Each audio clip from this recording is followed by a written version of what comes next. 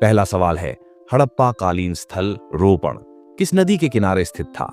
इसका उत्तर है सतलज नदी के किनारे। ऋग्वेद में सबसे पवित्र नदी किसे माना गया है? सरस्वती को। हर्यक वंश के किस शासक को कुणिक कहा जाता था? अजातशत्रु को। अशोक के शासनकाल में बौद्ध संगीति किस नगर में आयोजित की गई थी?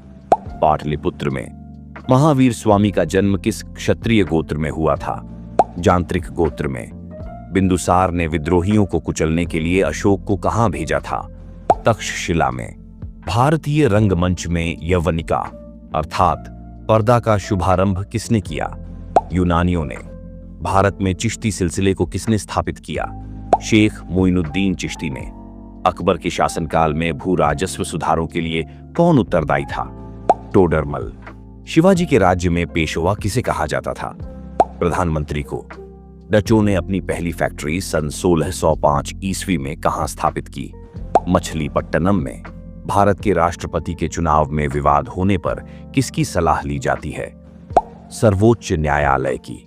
संसद के किसी भी सदन के 2 सत्रों के बीच अंतराल कितने समय से अधिक नहीं होना चाहिए? 6 महीने से अधिक नहीं होना चाहिए। लोकसभा का चुनाव लड़ने के लिए इच्छुक व्यक्ति की न्यूनतम आयु कितनी होनी चाहिए? 25 वर्ष। संसदीय शासन प्रणाली सर्वप्रथम किस देश में विकसित हुई? ब्रिटेन में। मुख्य सतर्कता आयुक्त की नियुक्ति कौन करता है? राष्ट्रपति। सौरमंडल का कौन सा ग्रह लगभग पृथ्वी जितना बड़ा है? शुक्र ग्रह। 2 अक्षांश रेखाओं के बीच की दूरी लगभग कितनी होती है? 111 किलोमीटर। फ्यूजियामा किस देश का ज्वालामुखी पर्वत है? जापान का। तकलामकान मरुस्थल किस देश में स्थित है? चीन में। समुद्र की गर्म जलधाराएं किस ओर जाती हैं? ध्रुवों की ओर। अफरीदी जनजाति का निवास क्षेत्र कहां है? पाकिस्तान में। किस शास्त्रीय नृत्य में मुखौटे का प्रयोग किया जाता है? कथकली में। मोहन वीणा नामक वाद्य यंत्र का आविष्कार किसने किया है? मनमोहन भट्ट ने। अजंता गुफा की चित्रकारी की विषय वस्तु किससे संबंधित है? बौद्ध धर्म से। ल्यूमेन किसका मात्रक है? ज्योति फ्लक्स का। स्पष्ट प्रतिध्वनि सुनने के लिए परावर्तक तल और ध्वनि स्रोत के बीच न्यूनतम दूरी कितनी होनी चाहिए? 17 मीटर। रेडियोधर्मी पदार्थ कौन कौन से कण उत्सर्जित करता है?